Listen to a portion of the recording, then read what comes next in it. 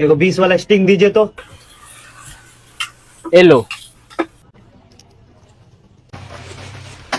एगो 5 वाला लेस दीजिए तो। ये लो।